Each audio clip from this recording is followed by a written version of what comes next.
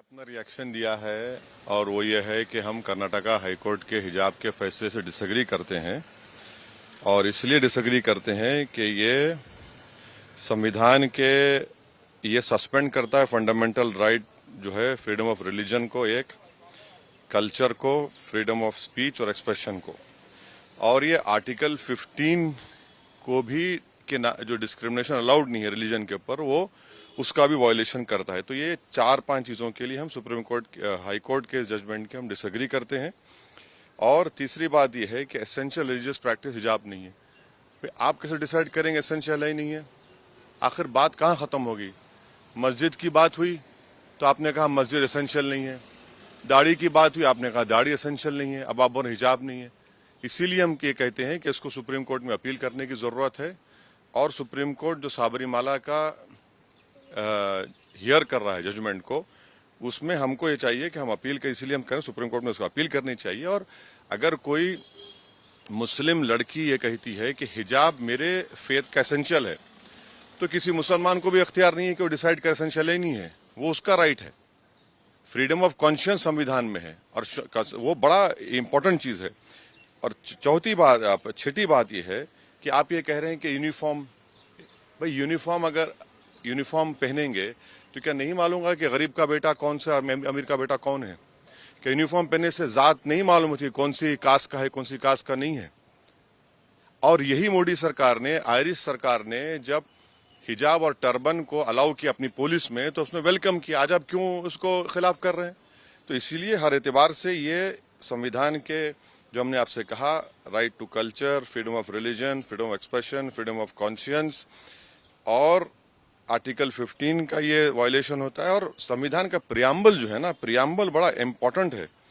Preamble क्या कहता है कि liberty of thought, expression, belief, faith and worship.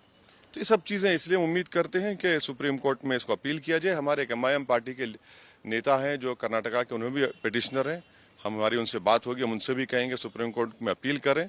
और इसका एक और जो नेगेटिव इम्पैक्ट होगा, आप देखेंगे कि मुस्लिम महिलाओं पर टारगेटिंग होगी उनकी जगह जगह पर।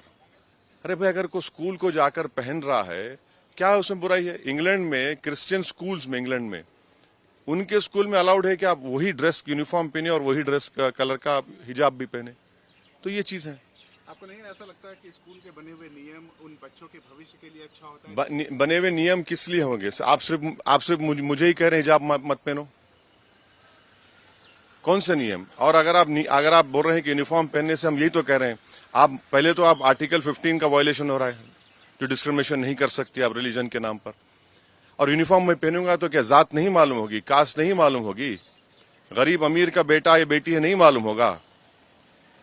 और अगर यूनिफॉर्म है तो यूनिफॉर्म के लिहाज से हिजाब पहनेंगे, तो दूसरों का एसेंशियल प्रैक्टिस अलाउ करेंगे, मेरा एसेंशियल प्रैक्टिस अलाउ नहीं करेंगे। आप क्यों नहीं अलाउ करेंगे? मेरे लिए एसेंशियल है वो।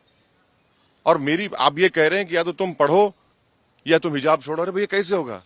संविधान में मुझे इजाजत है कि मैं फ्रीडम ऑफ कॉन्शियंस के तहत अपना हिजाब भी पहनूं और शिक्षा भी हासिल करूं, इससे देश मजबूत होगा। लेकिन सरकार में मंत्री ये आरोप लगा रहे हैं कि मुस्लिम समुदाय के लोग अपने बच्चे और बेटियों को पढ़ाना नहीं चाहते हैं। बकवास है, झूठ बोल रहे हैं। भारत में 3 स्टेट्स हैं, तेलंगाना, कर्नाटका और एक स्टेट है, जहां पर मुस्लिम बच्चियां हिंदू बेटियों के बराबर स्कूल में पढ़ रही हैं। क्या बकवास बात कर रहे हैं? उससे क्या हासिल होगा? मॉडर्निटी की निशानी यह है कि हिजाब ना पहने। मॉडर्निटी की निशान यह है कि हम सब चीज अपने रिलीजन के प्रैक्टिस छोड़ दें। ये मॉडर्निटी ये नहीं है, हम इसको नहीं मानते इन चीजों को। भाई, संविधान के तहत मुझे अपने कल्चर को, अपने फ्रीडम ऑफ कॉन्शियंस को, एक्सप्रेशन को लेकर चलने की इजाजत है। और वो लड़कियां तो पढ़ना चाह रही हैं। अच्छा, आखिरी बात, मेरे हिजाब पहनने से किस तकलीफ क्या हो रही है?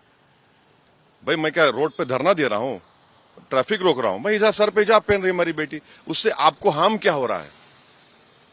इसीलिए हम ये उम्मीद करते हैं कि इसको सुप्रीम कोर्ट में अपील करनी चाहिए और सुप्रीम कोर्ट, एपेक्स कोर्ट है, वो तय करेगा। आपको ऐसा नहीं लगता है कि जब तक ये फैसला ना आ जाए तब तक उन बच्चों का एजुकेशन सफर कर रहा है? नहीं तो अपील होगी, सुप्रीम कोर्ट में जाएंगे, अपील होगी। संविधान, हम तो ये कह रहे हैं ना कि ये जजमेंट से हम डिसएग्री इसलिए करते हैं कि ये संविधान के फंडामेंटल राइट्स को सस्पेंड करता है। जब संविधान के फंडामेंटल राइट्स सस्पेंड कर रहा है तो उसको बहाल करने की जरूरत है।